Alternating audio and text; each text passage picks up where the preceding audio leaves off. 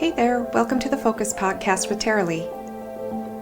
This is the place where we talk about real life, real relationships, and how to grow through it all. If you're looking for simple mindset shifts, better communication, and deeper connections, you're in the right spot. Let's dive in. Hey friends, welcome back to the Focus Podcast. I'm Taralee, and this space is where we talk about relationships that matter most, starting with the one that you have with yourself. If you're joining me after last week's episode with Todd Sarner, I hope it gave you some insight into how attachment styles and early experiences shape the way we connect with others. And if you haven't listened to it yet, go back and listen to the episode right before this one. It's a really good one. Today, I want to build on that conversation, because this past week, I've been thinking a lot about what makes relationships so hard, not just with our kids, but with our partners and our friends and our families. One word that keeps coming up for me is disconnection. When I work with clients, especially parents, they often come in with questions like, why won't my teen open up to me? Or why are we always arguing about the same things? Why does everything feel so tense at home? But underneath those questions is something deeper. It's longing to feel close again, a longing to feel connected. And I get it, I've been there too. Disconnection doesn't always look like silence. Sometimes it looks like criticism, sometimes it looks like distance, and sometimes it looks like trying harder and harder and still feeling like you're the only one trying. But here's the thing. Your brain is doing exactly what it's designed to do. Your nervous system is wired to protect you, especially in relationships. So if you've ever walked away from a conversation thinking, why did I react like that? Why did I shut down? Why did I say something I didn't mean? There's probably a part of you that felt unsafe. We can't talk about healing relationships without talking about the body's natural response to stress. Fight, flight, freeze, or fawn. Have you heard of that before? The people we're closest to, oftentimes they trigger those responses the most in us. Not because they're the enemy, but because they matter most. So we've established that relationships are key to fulfillment, but why do they often feel so hard? Let's unpack a few major blocks, using insights from psychology, coaching experts like Mel Robbins, and what I see every day as a coach. The first one is the myth of busyness equals worthiness. Mel Robbins talks about how we've become addicted to being busy, how we wear it like a badge of honor, but often busy is just a socially acceptable way to avoid discomfort. We fill our time to avoid hard conversations. We overcommit to avoid conflict. We may stay distracted so that we don't have to face loneliness or disappointment. But the result of that is that our relationships suffer, not because we don't care, but because we've told ourselves we don't have time. So I want you to slow down and realize that when we slow down, we show up. And connection doesn't require hours, it requires presence. The second thing is unmanaged thoughts and emotional blind spots. My focus framework teaches us that thoughts create feelings and feelings drive actions. So what happens when we walk into a conversation already believing they're going to let me down or I don't matter to them? We show up guarded and we withdraw. And we criticize or overcompensate. And then our brain collects evidence that the relationship is broken, even though we brought the lens that shaped the whole interaction. And so in psychology, this is known as confirmation bias. Our brain seeks to confirm what we already believe. So if you think your partner or your teen or your friend doesn't care, you'll find proof, even when it's not the whole truth. Remember, what we focus on expands. The third thing that can get in the way of connection and be a roadblock is the fear of vulnerability. Dr. Brené Brown teaches that vulnerability is the birthplace of love, belonging, and joy. But most of us have been taught that vulnerability equals weakness.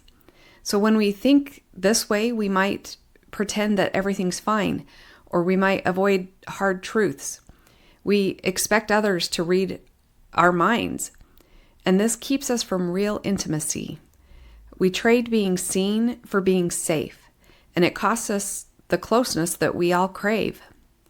And as a coach, I guide clients to shift from how do I protect myself to how can I show up with curiosity and courage.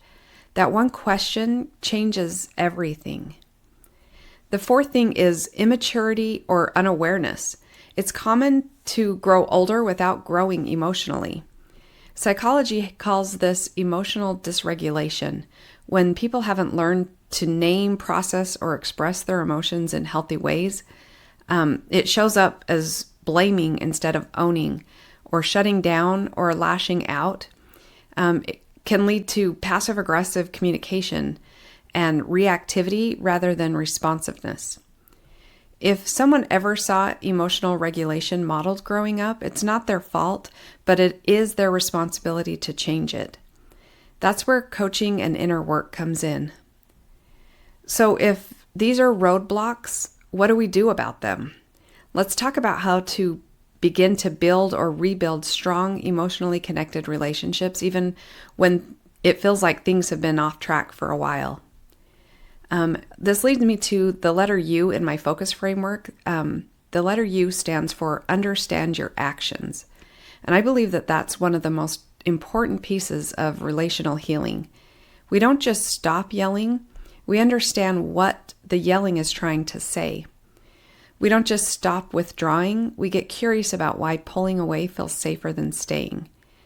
Because behavior is a signal, it's pointing to something deeper.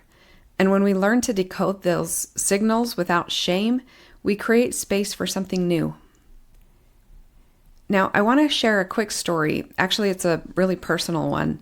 Years ago, one of my kids was going through a really hard season, and honestly, so was I. There was tension between us almost daily. She was pulling away, and I was tightening my grip. I kept trying to control the situation, her attitude, her choices, her tone, and the more I tried to manage her behavior, the more disconnected we became. And I kept thinking, why is she being like this? But the real question, the one I didn't want to face yet, was why am I responding like this? One day during a particularly difficult moment, it hit me. I wasn't showing up as the calm, wise, compassionate mom I wanted to be. I was showing up as the mom who was afraid she had already failed. And that fear was driving everything. I feared that I had missed my chance. I feared that if I didn't fix her now, something terrible would happen. I feared what other people would think. And underneath it all, I feared she might stop needing me altogether. And that's what psychologists call parenting from fear. It's when our actions, though well-intentioned, are rooted in anxiety, scarcity, or shame. Mel Robbins talks about how fear masks itself as control. We think we're just helping, protecting, or guiding, but we're really trying to regulate our own panic by trying to regulate them. And something I learned is this: you can't control your kids, but you can manage your mind. And I couldn't change my daughter's behavior, but I could change the story I was telling myself. So I started turning into my fear instead of her behavior. And instead of asking, how do I fix her? I started asking, what's going on inside of me right now? And that's when things began to shift. I began showing up with curiosity instead of control, and compassion instead of criticism, and presence instead of panic. And no, it wasn't a magical fix overnight, but little by little, the walls between us started to come down. And when I stopped seeing her behavior as something to control and started seeing her, really seeing her, the connection began to return. It wasn't about solving everything. It was about showing up differently. And that brings me to what's coming next. Next week, you'll hear from my guest, Melissa Radke. She tells some of the most powerful and funny and honest stories that I've read in a long time in her new book called Chicken Fried Women. Her stories reminded me that relationships are rarely neat and tidy, but they shape us in profound ways, even the hard ones. So before we wrap up, I want to leave you with this. Where in your life are you longing for a little more connection? And what might happen instead of focusing on what the other person is doing or not doing? What if you got curious about your own role in the dynamic. Sometimes the smallest shift in us can create the biggest shift in the relationship. If you're feeling stuck, overwhelmed, or unsure how to move forward, I want you to know that you don't have to figure it out alone. I offer one-on-one coaching for parents, couples, and individuals who want stronger, more peaceful, more connected relationships. If you're curious or just want to talk about what coaching could look like, I offer a free 20-minute consultation, and we walk through some of these things together and see if we're a good fit, if it's something that you feel that you want to continue with. No pressure, no obligation. So click the link in the show notes if you want to schedule your free coaching call. Until next time, give yourself some grace and remember, what you focus on expands.